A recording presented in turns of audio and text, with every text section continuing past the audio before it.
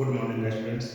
आज मैं आप लोगों को हिस्ट्री सब्जेक्ट पर डिस्कस आपके साथ में करूँगा। स्टूडेंट्स, मैंने आपके साथ इस चीज़ को डिस्कस किया है कि हिस्ट्री को स्टडी के दृष्टिकोण से किस प्रकार से इसको पढ़ा जाए ताकि हमारे लिए ये आसान हो सके, इजी गोइंग हो सके। मैंने क्लास 6 में आप लोगों को या क्लास 7, क्लास 8 में भी मैंने आप लोगों को बताया है कि हिस्ट्री को 2 पार्ट में डिवाइड किया गया है। एक वर्ल्ड हिस्ट्री और सेकंड इंडियन हिस्ट्री। केवल अध्ययन की, केवल स्टडी को देखकर कि आसान ये इजी गोइंग हो सके। स्टूडेंट्स, आपने क्लास 6, 7 और 8 में आपने इंडियन हिस्ट्री को पढ़ा है। अब क्लास 9th में जब आप हिस्ट्री को शुरू करेंगे तो ये आपको वर्ल्ड हिस्ट्री के संबंध में पढ़ना है।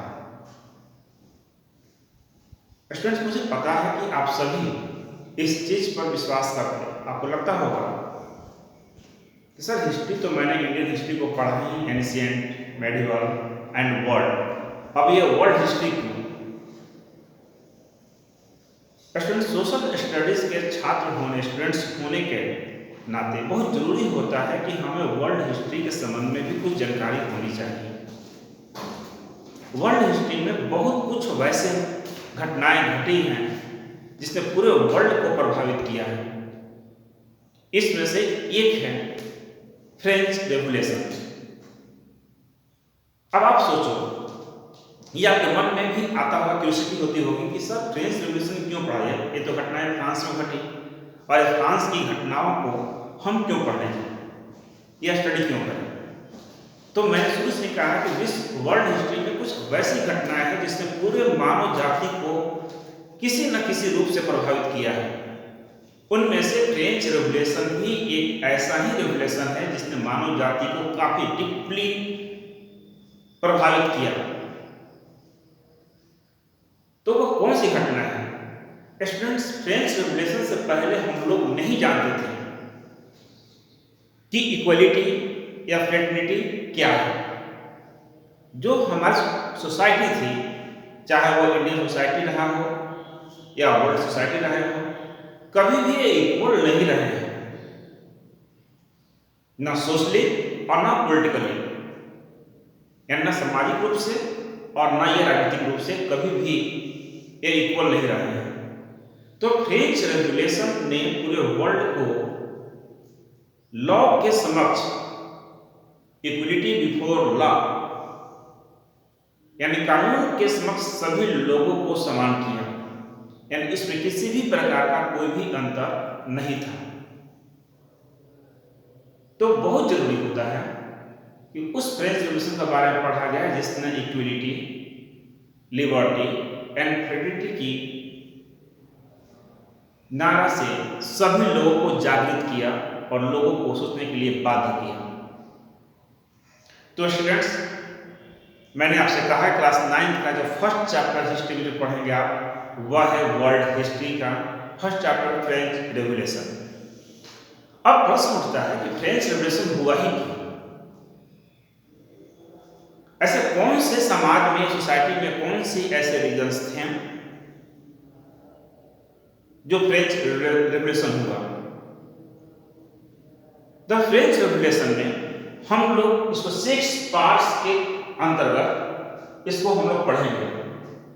ये संभव है कि हर पार्ट में सेक्शन ए बी करके मैं आपको वीडियो लेक्चर के थ्रू में आपको बताऊं, क्योंकि हो सकता है, मेरी संभावना है कि कुछ इसके पार्ट जो है काफी बड़े हैं और उसके ए बी, यानी हर पार्ट के ए बी सी हो सकते हैं। तो स्टूडेंट्स, इस चैप्टर को यानी द फ्रेंच रेवोल्यूशन को टोटल 6 पार्ट्स में डिवाइड किया गया है, सब टाइप्स में डिवाइड किया गया है। फर्स्ट है French society during the late 18th century। Second, the outbreak of the revolution. Part 3, France abolishes monarchy and become a republic. Fourth, did women have a revolution? 5, the abolition of slavery. Number 6, the revolution and everyday life. Student जैसा कि आप देख रहे हैं यहाँ पर, तो आज हम आपके साथ जो डिस्कस करूंगा यहाँ पर वह होगा French society during the late 18th century.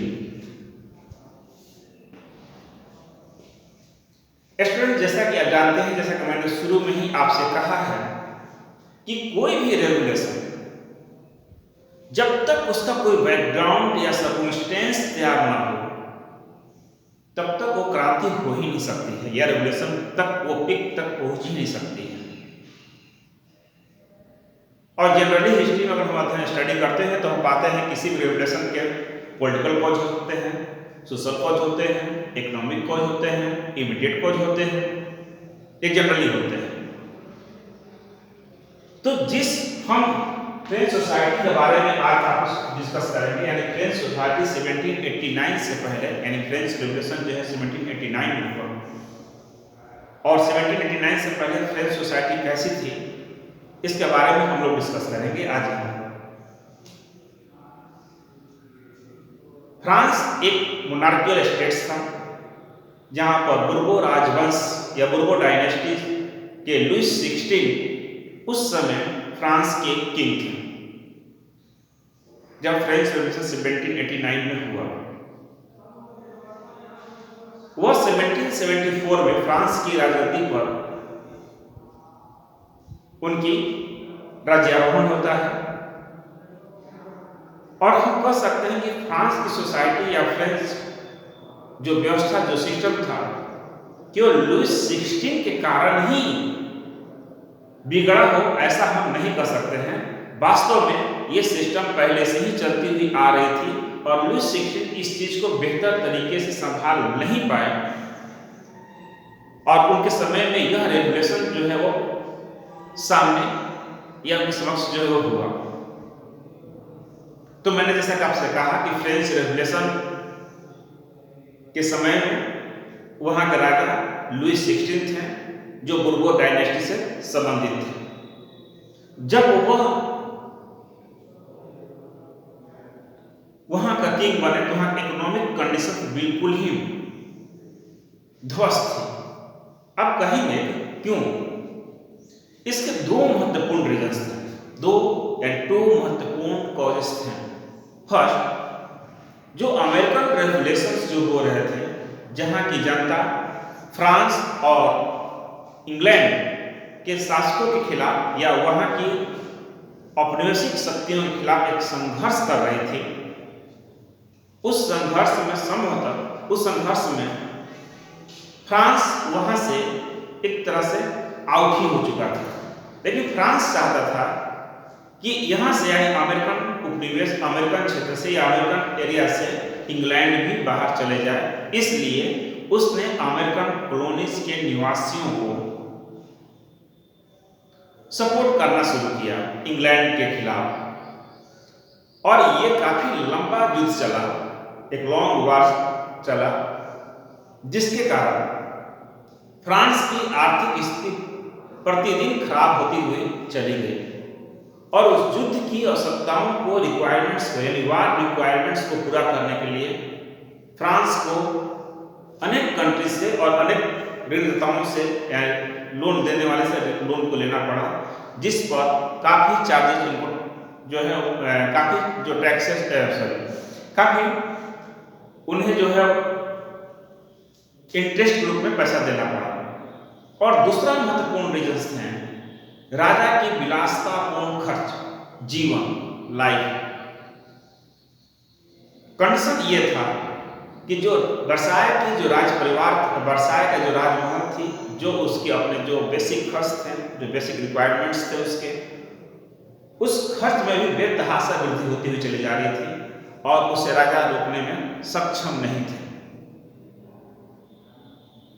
इन दो महत्वपूर्ण कारणों ने फ्रांस की इकोनॉमिक कंडीशंस को बिल्कुल ही कमजोर बना दिया, और फ्रांस के जिन लोगों ने फ्रांस की सहायता की थी पैसों से ऋण देकर, उन सभी ने लगभग 10% के हिसाब से इंटरेस्ट को लेना शुरू किया। इससे फ्रांस की आर्थिक स्थिति जो है वो बिल्कुल ही ध्वस्त होती हुई चली गई। अब कंडीशन ये हुआ कि जो लोग वहां पर परमानेंट एग्जीक्यूटिव के रूप में काम करते रहे हो, चाहे वो जुडिशियरी रहा हो या ब्यूरोक्रेसी रही हो या किसी इस प्रकार के अन्य खर्च हो रहे हैं, अब उन्हें सैलरी देने के लिए भी पैसे उनके पास नहीं बचे।